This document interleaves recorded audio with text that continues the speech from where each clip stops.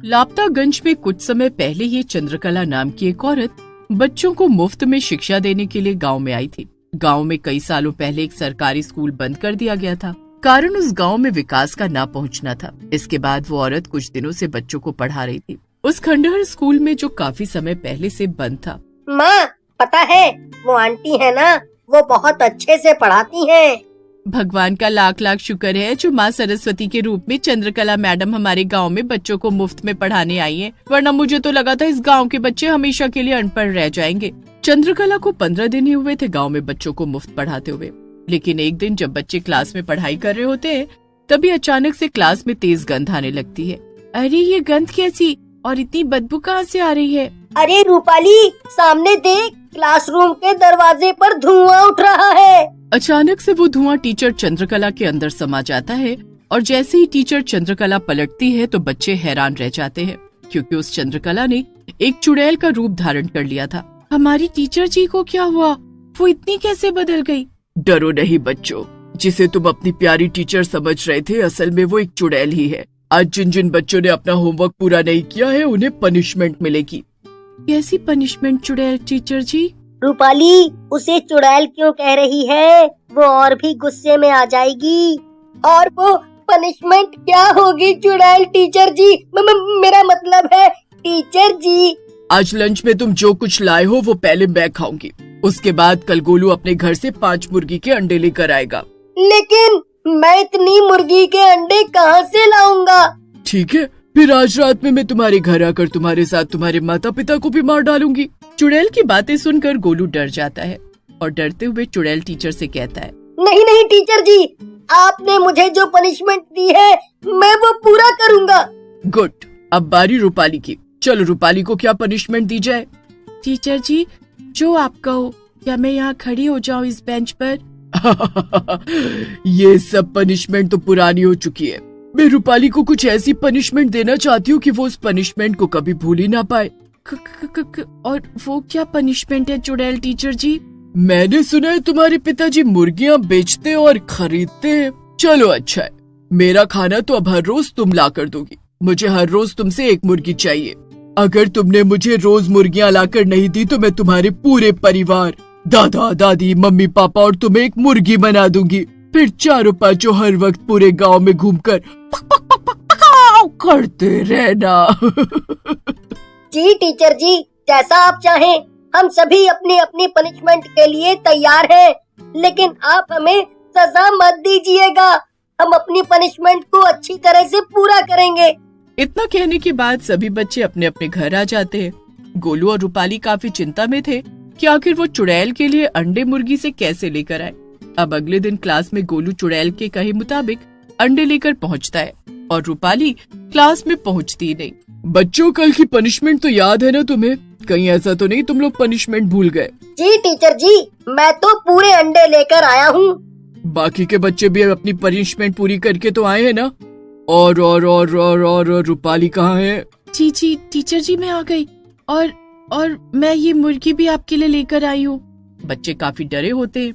देखो बच्चों, मैं हर रोज तुम्हें पनिशमेंट दिया करूंगी और उस पनिशमेंट को तुम आसानी से पूरा कर लोगे तो मैं तुम्हें कुछ भी नहीं करूंगी, ना ही मैं तुम्हें डराऊंगी। चलो अभी तुम लोग डर रहे हो, मैं अपने दूसरे रूप में आ जाती हूँ। इतना कहकर चुड़ैल चंद्रकला के रूप में आ जाती है और बच्चों को कुछ देर पढ़ाने के बाद उनकी छुट्टी कर देती है। लेकिन ऐसा ही कई दिनों तक चलता रहता है।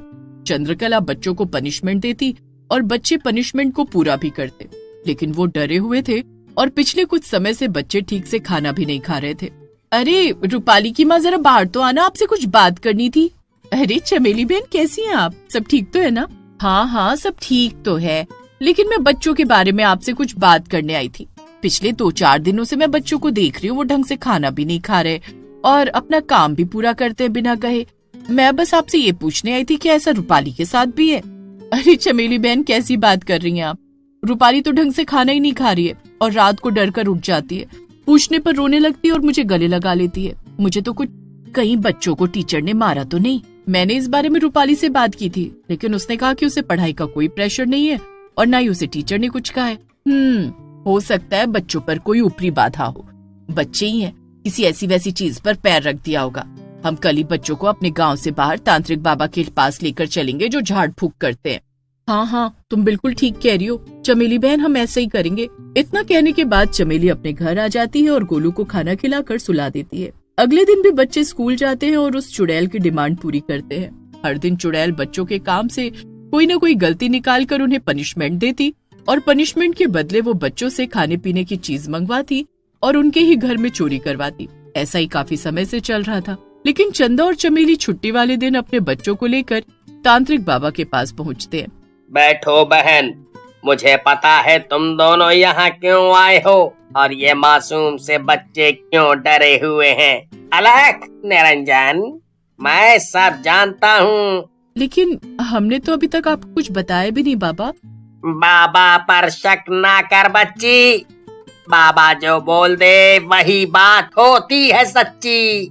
बाबा अब आपको सब कुछ पता ही है तो बताइए ना, हमारे बच्चे इतने डरे और घबराए हुए क्यों हैं? हमारे ही नहीं बल्कि गांव में और भी बच्चे हैं, वो भी काफी दिनों से डरे और सहमे हुए हैं। वो कुछ बता भी नहीं रहे कि उनके साथ आखिर हुआ क्या है। अपनी अपनी माँ की बात सुनकर रूपाली और गोलू अपनी अपनी माँ को कसकर पकड़ लेते हैं। तभी तांत्रिक हवन में लाल सिंदूर डालता है और अपनी आंखें बंद करके मंत्र पढ़ने लगता है और कुछ देर बाद जब वो आंखें खोलता है तो जोर से चिल्ला उठता है, अनर्थ, अनर्थ हुआ है।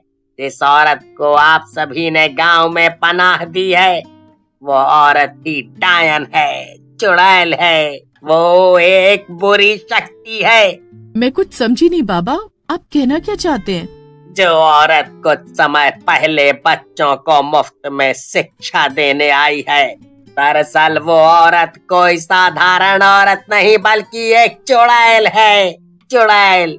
और वो पिछले कई दिनों से बच्चों को पनिशमेंट दे रही है और बच्चे अपने परिवार को ना खो दें इस वजह से उस सजा को पूरा भी कर रहे हैं। इसका पता तो तभी चल पाएगा जब उस चुड़ैल को मैं वश में करूँगा। चमेली और चंदा अब घर आ जाते हैं। अगले दिन वो अपने बच्चों को तैयार करके स्कूल भेज देते हैं और कुछ ही देर बाद वो दबे पांव उस खंडहर स्कूल में पहुंचते हैं। आज का अंडा कुछ ज्यादा ही स्वादिष्ट है गोलू, और रूपाली तुम्हारी मुर्गी तो मैं पका कर खाऊंगी। चुड़ैल टीचर जी, ये कब तक चलता रहेगा? कल तो मेरी मम्मी ने मुझ पर अंडा चोरी का इल्जाम लगा दिया था। अगर मेरे पापा ने मुझे बचाया ना होता तो मेरी माँ मुझे मारते मारते मार ही डालती। अरे बुद्धू, अगर अपनी टीचर के लिए जान देनी पड़े तो इसमें हर्ज ही क्या है? और मेरी मम्मी भी मुझ पर शक करने लगी है। मुझे तो अब मुर्गियाँ लाते हुए भी डर लगता है। ऐसी नादानियों वाली बातें अगर तुम दोनों ने आइंदा की तो पता है ना मैं क्या करूँगी। अभी जो काम दिया है वो पूरा करो। अपने माँ बाप को भी तो तुम्हें दिखाना है ना कि आज तुम लोग क्या क्या पढ़ लिख कर आए हो। इतना कहकर चुड़ैल खाने पीने में व्यस्त हो जाती है और बच्चे डरते डरते पढ़ रहे होते हैं। और दूसरी तरफ खिड़की से चंदा और चमेली सारा नजारा अपनी आंखों से देखकर सहम जाती है और देर शाम सारी बातें तांत्रिक को बता देती हैं। हालांकि उस स्कूल में गांव के जितने भी बच्चे पढ़ रहे थे ये बात उन तक भी पहुंचती है और सभी एकजुट होकर तांत्रिक से मदद मांगते हैं। तांत्रिक उसी वक्त पूजा अनुष्ठान की तैयारी करता है और हवन करके उसमें आहुतियां डालने लगता है। मंत्र उच्चारण के साथ ही वो चुड़ैल को अपने वश में करने के लिए लगातार आहुतियां डाल रहा होता है। तभी वहाँ वो चुड़ैल हंसती खिलखिलाती हुई प्रकट होती है। अच्छा, तो गांव के लोगों को आखिर पता चली गया कि चंद्रकला की सच्चाई क्या है। चलो कोई बात नहीं, इन बेवकूफ बच्चों को मैंने मना किया था कि अगर तुमने अपनी पनिशमेंट की बात घर पर बताई तो तुम्हें कड़ी से कड़ी सजा मिलेगी, लेकिन ये नहीं माने शायद। इसमें बच्चों की कोई गलती नहीं है, तुम्हें सजा अवश्य मिलेगी। ओम भट्ट भट्ट स्वाहा। इतना कहते ही तांत्रिक लाल सिंदूर की आहुति उस जलते हुए हवन में डालता है और वो चुड़ैल जलकर भस्म हो जाती है। उसे मुक्ति मिल चुकी थी और उस दिन के बाद से गांव वाले फिर किसी बाहरी पर विश्वास नहीं करते और न ही किसी को अपने गांव में पनाह दिया करते।